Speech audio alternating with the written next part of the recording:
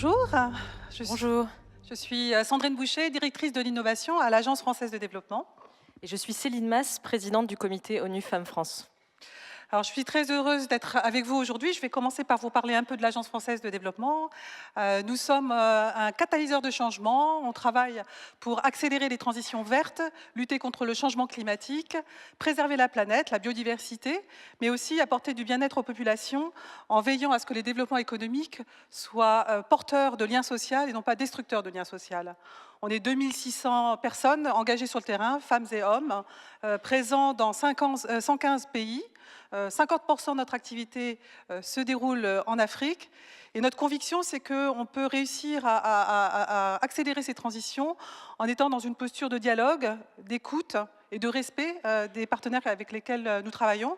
Et ces partenaires sont multiples, puisqu'il s'agit à la fois d'associations, d'entreprises, de collectivités et d'États dans les pays dans lesquels on intervient. On est un opérateur de l'État français engagé pour un monde en commun.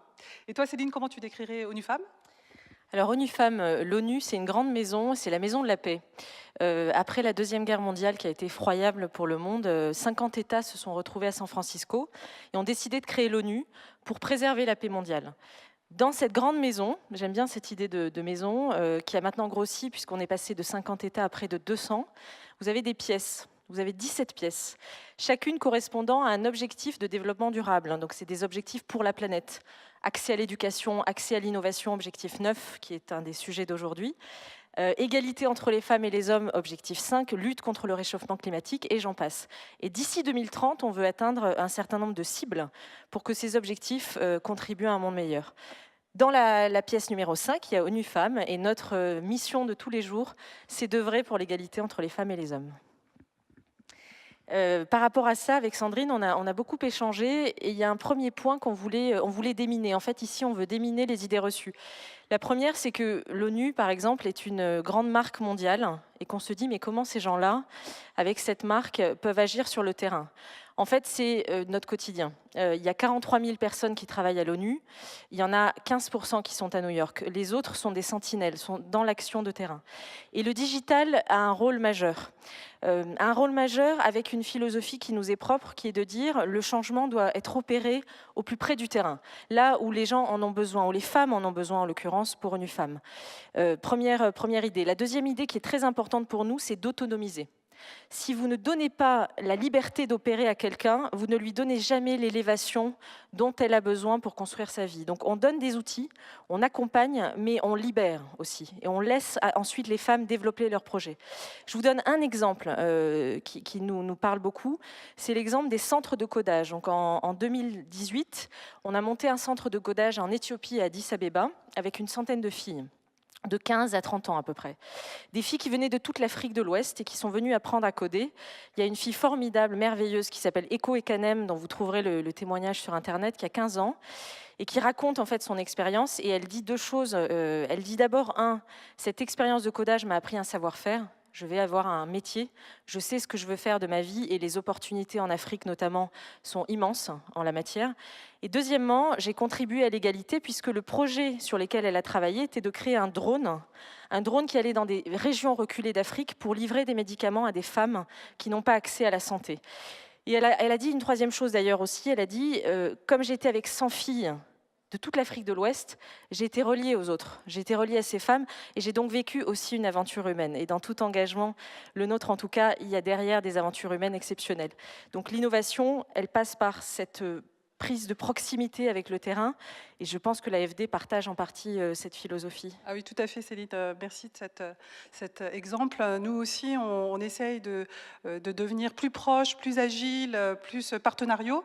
Et une des illustrations, c'est un des projets que je souhaitais évoquer maintenant, c'est le travail que l'on réalise avec des associations sur le terrain pour co-construire avec les communautés des solutions qui sont adaptées à leurs attentes. Et donc, le projet que j'ai en tête, il vient juste d'être approuvé.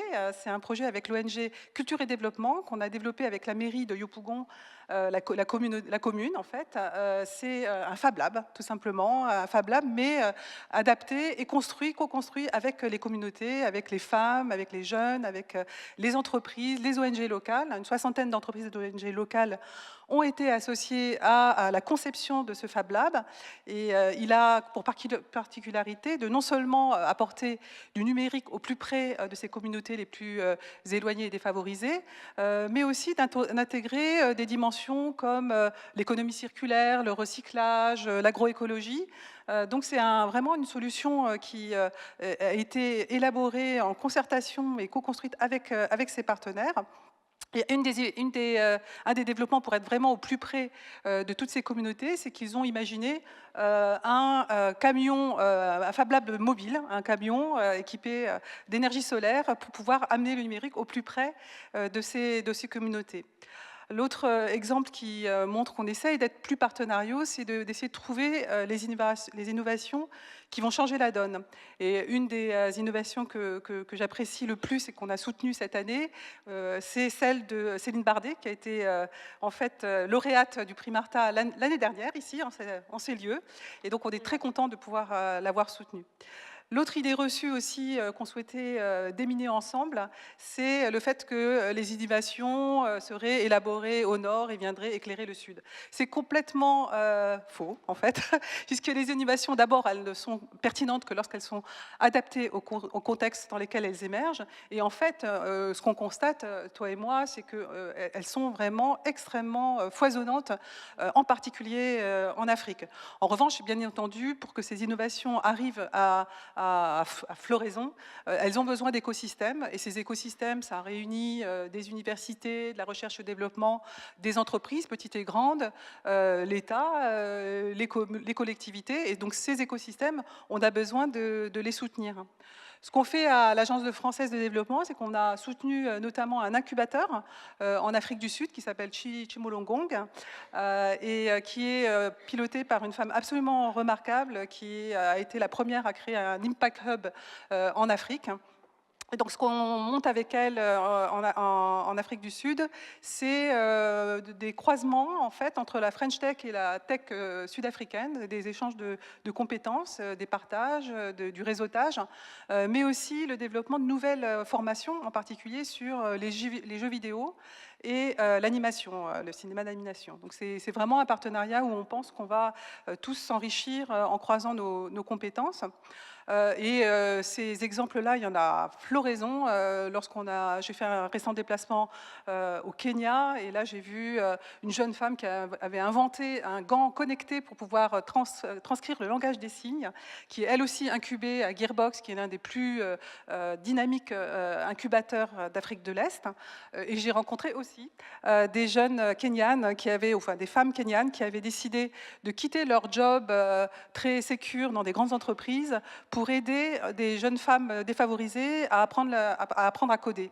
Et c'est vraiment une initiative vraiment inspirante parce qu'elles sont parties de rien, elles ont quitté leur job, elles ont pris le risque de créer leur propre école de formation.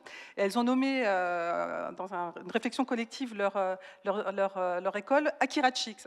Akira pourquoi? Parce que c'est un manga que certains d'entre vous peut-être connaissent, et que ça veut dire clairvoyant et intelligent. Et dotés de super pouvoirs, donc des super pouvoirs pour changer la réalité de leur situation dans ces économies où elles n'ont pas nécessairement tout pour gagner. C'est joli l'idée de super pouvoir, et c'est vrai qu'il n'y a rien de pire que de penser avec condescendance qu'on va changer le monde en étant dans une relation aidant-aidé. Ça, c'est pas possible. C'est d'abord une faute de goût, c'est une faute morale et c'est une faute pragmatique. Donc on n'est pas dans une relation aidant-aidé. Quand on rencontre des entrepreneuses en Afrique, elles vous disent quelque chose de très clair. Elles vous disent I don't want charity. I want business. Parce que pour elles, créer une entreprise, c'est pas une commodité, c'est pas un hobby, c'est le cœur de leur vie. Certaines d'entre elles ont été forcées à se marier à 17 ans. Leurs enfants n'ont pas toujours accès à l'école. Malheureusement, parfois, les injustices s'accumulent, leur conjoint est violent.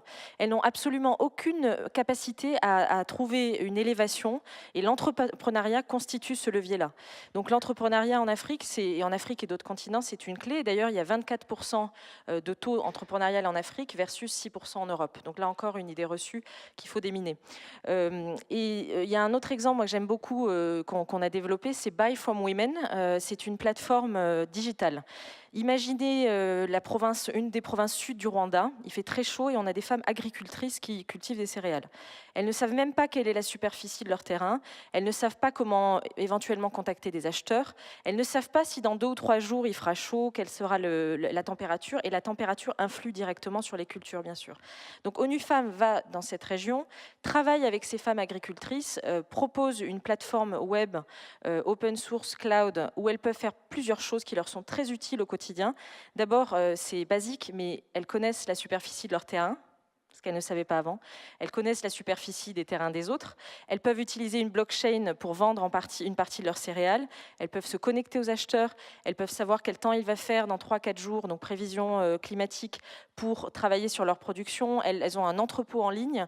Tout ça, c'est gratuit. Il y a 5000 femmes aujourd'hui qui sont inscrites. On a commencé à 2 ou 3. Et on les accompagne bien sûr pour l'inscription, pour leur faciliter la tâche. Ça, c'est un projet magnifique parce que c'est un projet digital qui coche toutes les cases, enfin en tout cas de nombreuses cases des ODD. Lutte contre la faim dans le monde, lutte contre le réchauffement climatique, égalité entre les femmes et les hommes, parce qu'encore une fois, à travers cette activité, elles acquièrent la dignité dont elles ont besoin pour leur vie. Donc ça, c'est très important, cette relation de respect profond dont tu as parlé. Quand on veut créer de l'égalité, il faut être égalitaire avec les gens auxquels on s'adresse, quel que soit le statut où l'on est, quelle que soit la position où l'on se trouve. Si l'on ne crée pas l'égalité dans la relation que l'on a avec les personnes avec lesquelles on travaille, on est déjà dans l'erreur, on ne va pas arriver à les convaincre. Alors peut-être pour le mot de la fin, je pense que notre message, c'était vraiment de dire qu'on travaille tous ensemble, on est plus forts ensemble, on est tous dotés quelque part de super pouvoirs que la technologie nous aide à déployer. On est tous à aspirer à trouver des solutions pour accélérer ces transitions qui vont faire de ce monde un monde vivable et qu'on va construire pour et avec les générations futures. Et j'ai un petit message, c'est qu'en fait, je recherche une data scientist, une data analyst senior. Donc si vous voulez rejoindre mon équipe, n'hésitez pas à venir me voir après cette session. Nous aussi, bravo. Recrutement en direct, j'adore. Nous aussi, on recrute, c'est vrai, j'en profite, hein, tu me donnes une lance parfaite. Moi, ce que je voulais dire, enfin, vous avez vu à quel point, effectivement, on travaille ensemble. Il n'y a pas de compétition au mauvais sens du terme, il y a de l'émulation, en revanche, à travailler ensemble. Et je voulais dire que pour moi, la sororité, telle qu'elle caractérise ma vie, en tout cas une partie de ma vie depuis 20 ans, c'est d'être au service. C'est pas un acte héroïque que d'être activiste.